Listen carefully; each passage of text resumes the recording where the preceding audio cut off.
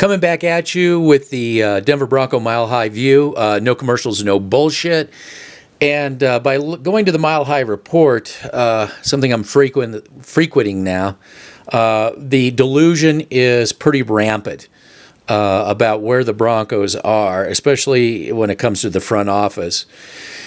Now, there's people that want to say that, oh, look, John Elway put this great offense together, Peyton Manning, and that he turned around and then put a great defense together that won a Super Bowl. True, but what's the other constant there? Peyton Manning. And who wanted to come from free agency to play with who? John Elway or Peyton Manning? Let's be real. Lightning is not going to strike twice in Denver. So, if you want to be delusional, that's fine. It's going to come out, and you're going to finally have to probably begrudgingly admit that a change has to be made. But the Bronco fans that are still clinging are going to have to figure out that or find that the hard way. Now, this latest video is called Chris Harris Jr. and His Prophetic Words. When Coach Soundbite Vance Joseph got laid off, got fired, Chris Harris Jr. said something prophetic.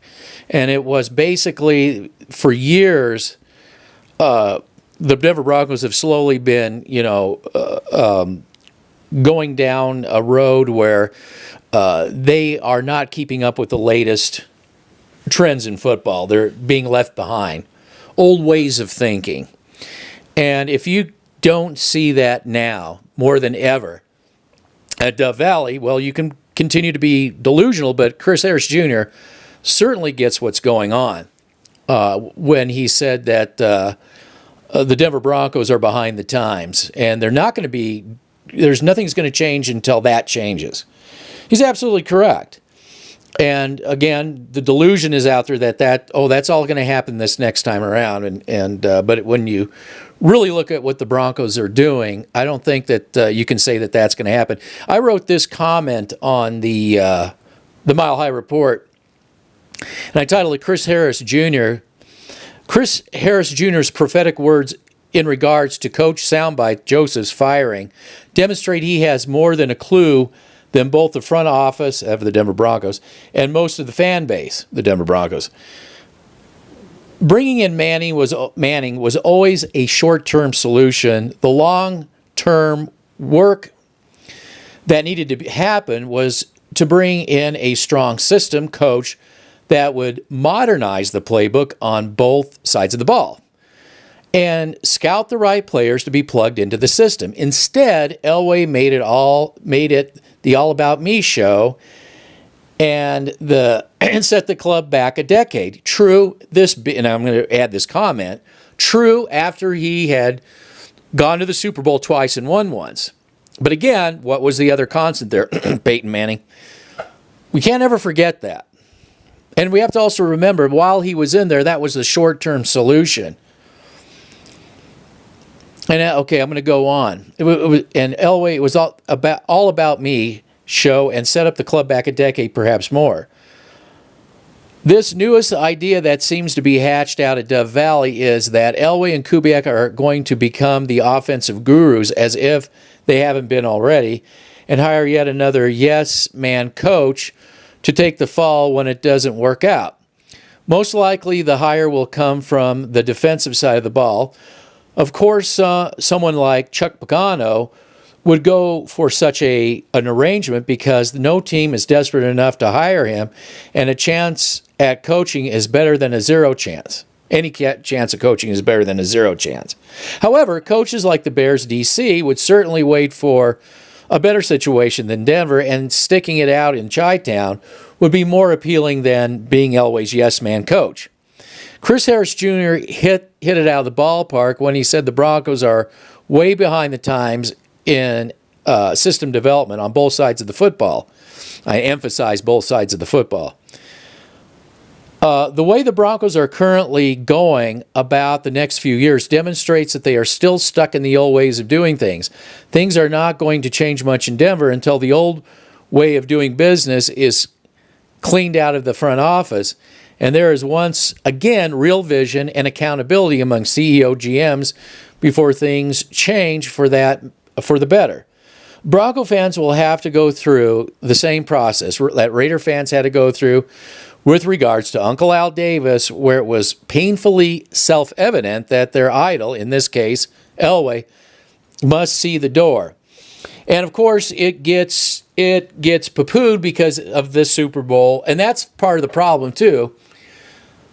The Super Bowl appearances and the victory is that sometimes you become a victim of your own success.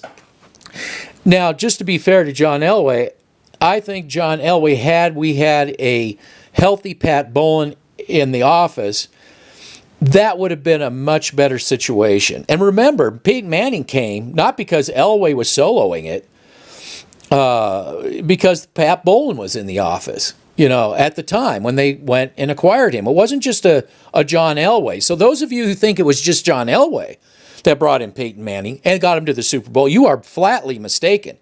Pat Bowlen absolutely had a lot to do with that.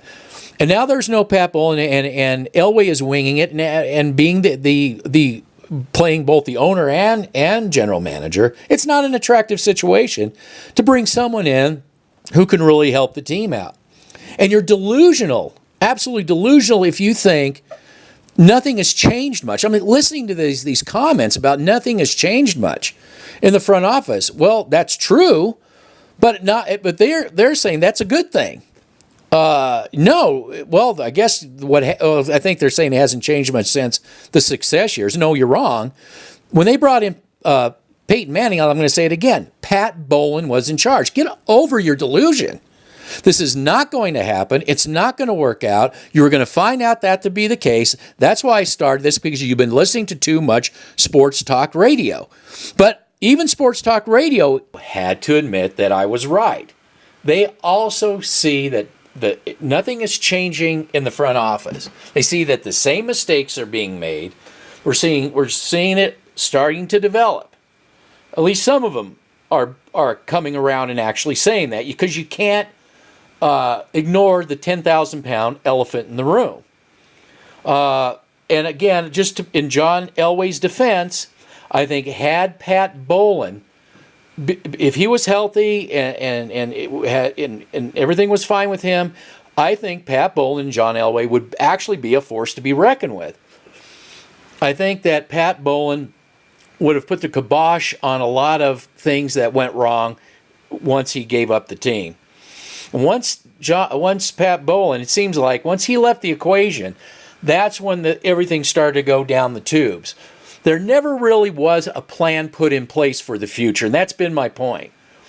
It was put in Peyton Manning, pat myself on the back, John Elway, but nothing was ever instituted to say, we know that this is a quick fix, I guess, with Peyton Manning. And let's face it, the defensive players that they got came over because Peyton Manning was a Peyton Manning-led team. It had nothing to do with John Elway. Okay, now nobody's going to come here like that to help the team out. So again, lightning will not strike twice in Denver until the front office issue is taken care of. That's just the way it's going to be.